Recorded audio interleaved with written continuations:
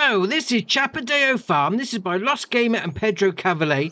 313.8 megabyte on the download. And on all three game modes, you're going to use 793 slots. And just to throw it in for good measure, there's a couple of required mods. So they should update, well, they should download when you download the map anyway.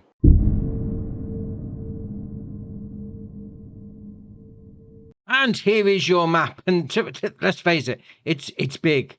It's big and open. I say it's big. It's the same size as every other map we got on console. But the fields are big. They're open. You know, you're going to be smashing the fields out with big equipment. I mean, if you're into that sort of thing, this could be a map for you. And obviously, on New Farmer, you own area number 1. Farm Manager, start from scratch. You don't own any land. And to be fair, you might want to come on New Farmer because they're a bit pricey. 1.1 million for that one. For the start farm that you get on New Farmer, 1.3. Yeah, if you come on anything, well, if you come on start from scratch, you're going to have to do loads of contracts because they're like, well, that's like 3.4 million for one film. I mean, it is huge, mind you, but that being said, it's expensive.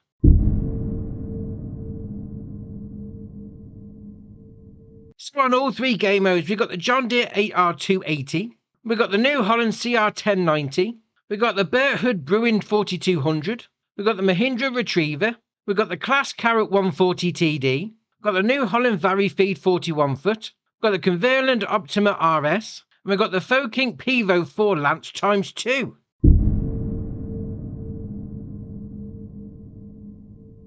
So the start farm, and I'm going to say start farms with an S, a plural, because obviously we've got the start farm just here on New Farmer, but if you go and buy area 12, we'll buy that's 1.7 million. Wow, that's expensive. And then area number 6 in the middle, yeah, we've got, well, technically we've got 3 start farms. So the first one we got here is the New Farmer one. I mean, you've got your sleep trigger just by the front door, and then your wardrobe trigger just there. You then got a water tower over there that you can fill up your tanks with or whatever's going on. They come over here, got this big building. All your stuff's inside. I mean, you could house loads of stuff in there. That's ace. And you got a side piece on the go there as well. And then you got a bit of space out the back. There's your harvester header. And to be fair, you've got plenty of space to be putting other stuff down. I mean, greenhouses or anything like that, not a problem. And then we'll move up to the top corner, the one we just bought for 1.7 mil. So similar sort of style to the other farm. You've got a water tank there, obviously filling up your vehicles. You then got this house, so you got your wardrobe trigger just there. And you got to come indoors here like that. There you are, there's your sleep trigger in the kitchen. We'll spin it back round, and we've got another great big building. And again, you're going to store loads of stuff in there, no problem. Obviously, this isn't the New Farm start farm, so there's nothing in it. And you got your side piece again, and then massive, well, to be fair, that's a field, but down the side here, plenty of space to be getting on with. And then also, we've got the third start farm in the middle of the map. This one's slightly different. I mean, it's got the same house as the second start farm. So you've got your wardrobe trigger, sleep trigger in the kitchen. We then come around the side, and we've got a water tank just there. We'll come over here, and we've got a diesel tank. So that's all right, somewhere to fill up your vehicle. Oh, there's no trigger, mind you. I mean, it could be a hidden trigger. There's no, could be no way to fill it up, but all right, fair enough. Then we've got a big storage area in the middle. I mean, that is huge. That's all right. And you got your workshop trigger just there.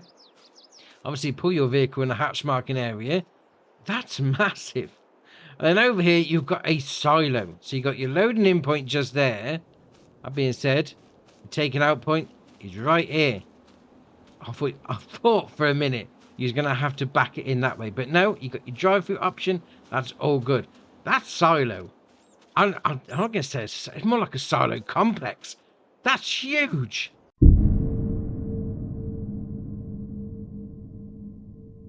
Yeah, we got some productions and sell points. So we got 10 on this map. So we're going to go to this one first. And first up, you got these here, the line buy points. So obviously pull your trailer underneath, fill them up, no problem. We then come down this side, and we've got a production facility. So you got your loading in point just there. We'll click on this one, That's going to be your lime building. All right, let's click on that. See what we can do.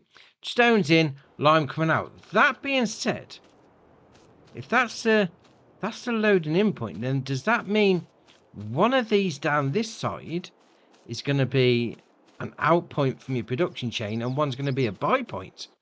Let's have a look, actually. Let's go back to the map. Click on that lime station.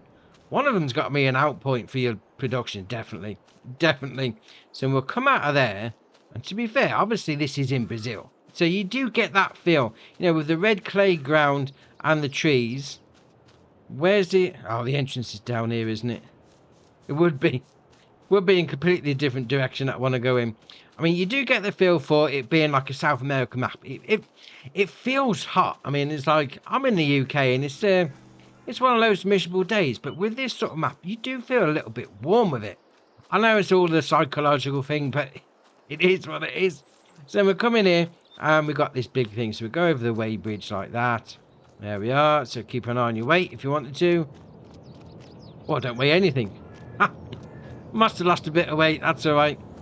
And then we've got this sell point round the back just there for you. We're then going to come across right up to the top right hand corner of the map. So here we've got sawmills. So first off, you've got a sell point just there. Your sawwood icon. Then we'll come around here. Now, is this actually a sawmill? So you've got your loading in points there. Alright, fair enough. Doesn't seem to be... There's a taking out point of there. Alright, because on the map it's just showing as sell points. So we've got that one there is sawmill. And then, come on, click on that one. There you are. Pioneer.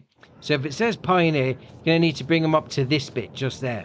Right, no problem. We're then going to come down to what I'm going to call the village of the map down here. So first up, we've got a fuel station, petrol station, whatever you want to call it. Let's see how much they're charging in Brazil. Let's have a little look. That just says like this. The screen's blanked out. It's all eights. Unless it's going to cost 888 per litre. That's well expensive. So you've got a sell point just here for you as well. Looks like a nice little shop, to be fair.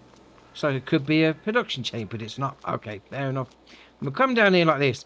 And to be fair, what's great about this map, we go back into it, you can buy all these different areas. You can buy where we're in right now. Number 3, going to cost you 724 grand. But if you used to, like, you know, set the map up ready, you could put that sort of money in with, like, the government subsidy map and then just have a sleep trigger down here. Live in the village. Why not? Why not indeed? Then we're going to come over here to another sell point.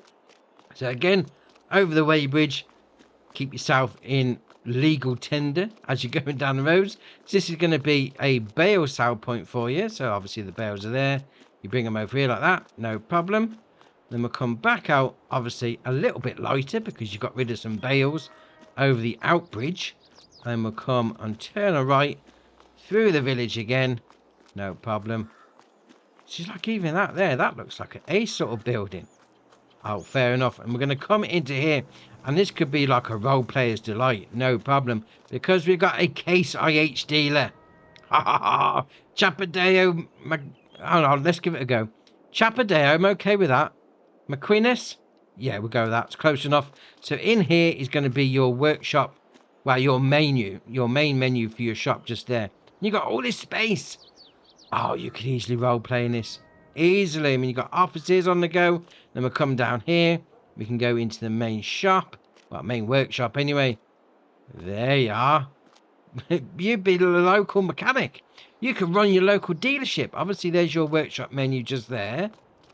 Oh, no problem. You've got your parts storage area. Go upstairs. Anything upstairs? We go through here? No. Door's locked. I'm not allowed upstairs. But that's ace. Oh, I do like that. I do like that a lot. I mean, there's plenty of space out here for your spawn area when you're buying stuff from the shop as well. That is all right. We're then going to come down to the bottom right-hand corner of the map. So this is going to be your animal dealer. Now, obviously, you're going to come up to here like that, where your icon is. Obviously, you can have them delivered. I mean, have we got any pens? No, we've got no pens on the map at all. So we will need to place them down. We've got some live animals in the field. That's all right.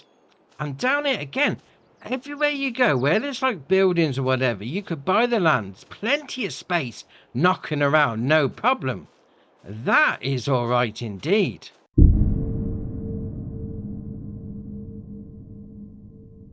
Well, yes, there is indeed, because we got some new crop. I say new crop. We've got one new crop and some that we've already seen before. So we've got coffee beans, black beans, parsnips, carrots, red beets, peanuts, and roasted coffee. Now, there is some strange peculiarities with these. Now, obviously, parsnips, carrots, and red beets, you're thinking, oh, yeah, that's the premium expansion. I haven't got it, loaded into this game, so that's a bit of a random one. Obviously, you can use it, no problem, if you got that installed, but it's a bit of a strange one. Coffee beans, they're obviously put down like trees, and then you're harvesting with that Jackto, which is obviously a required mod. Now, the black beans, they're put down with a standard seeder and harvested with a standard harvester header, not a problem. The roasted coffee beans, now, obviously, once you've got the coffee, great, there's nowhere to sell it. Because if you go into the construction menu and go under productions and factories, you've got this building at the end. And we'll put it down there like that. There we are. Great. Now, we go back into there. Coffee beans. We can now put it into the coffee factory. No problem. But, obviously, if you put it into the coffee factory, you then need somewhere to sell it, which is then at the supermarket. No problem. So, coffee beans, place the factory down. No problem. Now, the peanuts themselves, obviously you can sell them off at the Lizard, Hortifruit, Pioneer and the supermarket, but what do you put them in with and what do you get them out the ground with? Well, the harvesting one is not a problem, because if you go onto your mods and DLCs under the Chapadao Farm, you've got this, the Grind Ventor 4150 peanut harvester. No problem. What about for putting them in the ground? Well, there isn't one on the map. Yeah, but I have got a solution for you, because if you come in here and you go for the Kinsey Multi-Fruit Planter Pack, yeah, you can use that to put the peanuts in. Put it into the ground. Oh, no problem. Chris S and Riley S to the rescue. Oh, fair enough. Fair enough indeed. I mean, it's still a little bit of a strange thing why they wouldn't put a seeder or a planter in to do them anyway, but it is what it is, and it's not really that much of a problem. We have got solutions for it. So, all good. That ends well. And that's your map tour done for you. Now, as I said before, there's obviously big. I mean, we're flying over now. These fields are massive. I mean, if you go for the ones that have got the old pivots on, bit of a circular motion on the go, you can just start them up, obviously let them go, whatever. So if you're coming on here with some small machinery in mind, yeah, I would say give it a miss, because you're going to need something big. You are going to need something big. These fields are huge, but if you're into that sort of thing, this could be one for you. And if you got the Kinsey planter, come do some peanuts.